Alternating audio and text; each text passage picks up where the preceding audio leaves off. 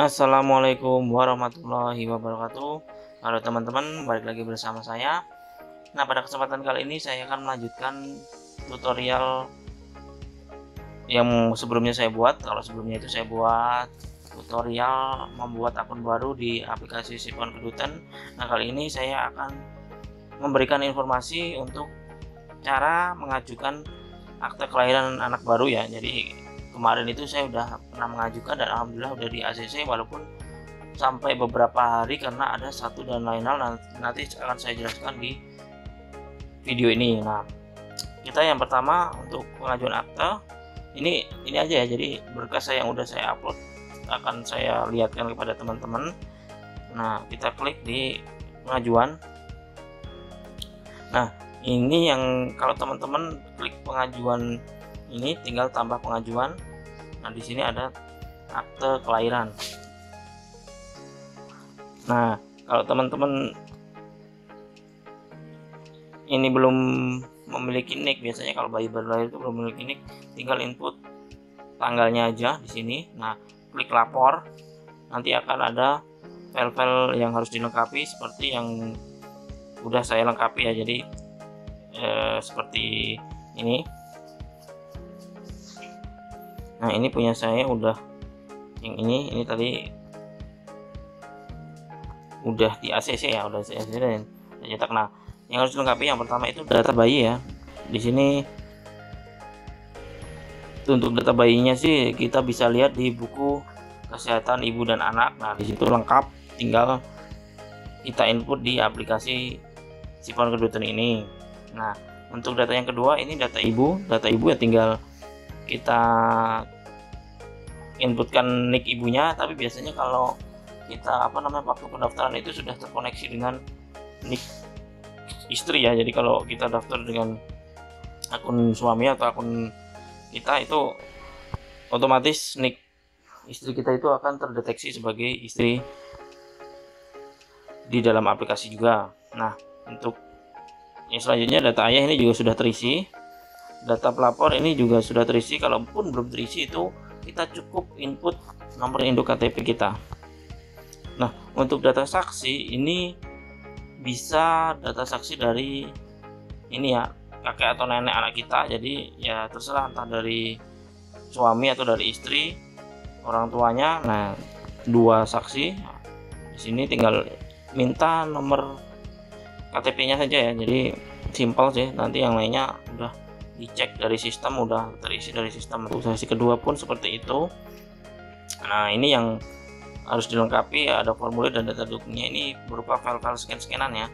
Jadi ini yang saya upload untuk pembuatan akte kelahiran itu ada beberapa. Yang pertama itu formulir pelaporan kelahiran yang bisa di-download di aplikasi ini juga. Nah, ini ada tombol download ini untuk download formulirnya.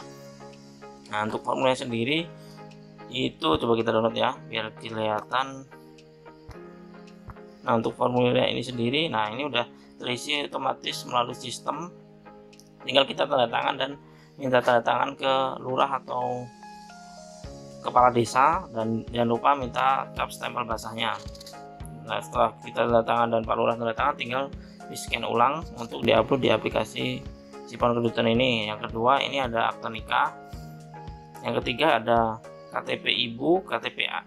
Yang keempat ada KTP ayah, kelima ada KTP saksi 1, keenam ada KTP saksi 2, ketujuh ada surat keterangan lahir dari rumah sakit, bidan atau klinik ya. Tadi yang pas di kartu kesehatan ibu dan kartu buku kesehatan ibu dan anak itu ada surat keterangan kelahiran. Nah, itu dipoto aja, nanti tinggal diupload untuk kelengkapan berkas di Sipon Kedutan ini. Dan yang terakhir kartu keluarga. Nah, kartu keluarga ini harus dipotong di bagian barcode-nya. Jadi ada tanda tangan pejabat yang berwenang itu untuk tanda tangan elektroniknya itu dipotong segitiga. Nanti akan saya lihatkan potongannya yang saya dapatkan dari kontak personnya di aplikasi Sipon Kedutan ini.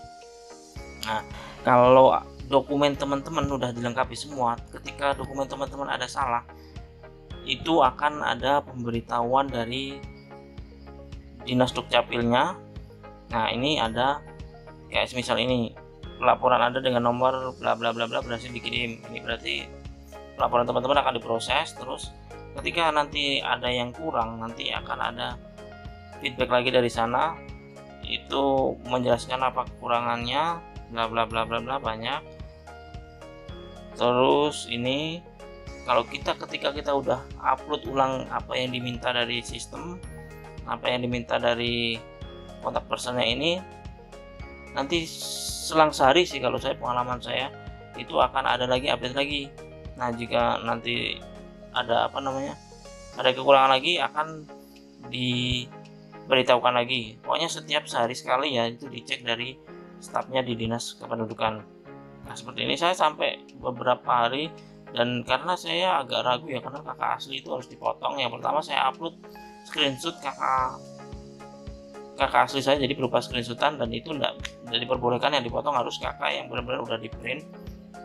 Nah, seperti ini sampai hari berapa ini, 5 hari baru saya upload ulang, karena saya merantau, terus kakaknya ada di rumah. Istri saya pun juga bertanya kok harus digunting seperti itu, tapi permintaan dari CS nya begini. Terus akhirnya setelah saya upload dan ternyata benar berhasil, dan muncul ini ya, pemberitahuan kalau kita udah bisa mencetak mandiri dokumen yang udah selesai dibuat oleh Dinas Kependudukan dan Catatan Sipil tersebut. Nah, seperti ini ya. Ternyata waktu saya membuat akte itu juga ada kartu keluarga. Jadi walaupun saya tidak mengajukan kartu keluarga baru, tapi karena ada penambahan anggota keluarga baru, itu akan otomatis akan membuat kakak baru dari akte yang udah terbit itu. Nah, itu pengalaman saya. Cukup sekian. Apabila ada pertanyaan, mungkin teman-teman belum jelas, bisa ditanyakan melalui kolom komentar. Dan apabila ada salah-salah kata, mohon maaf. Akhirul kalam. Wassalamualaikum warahmatullahi wabarakatuh.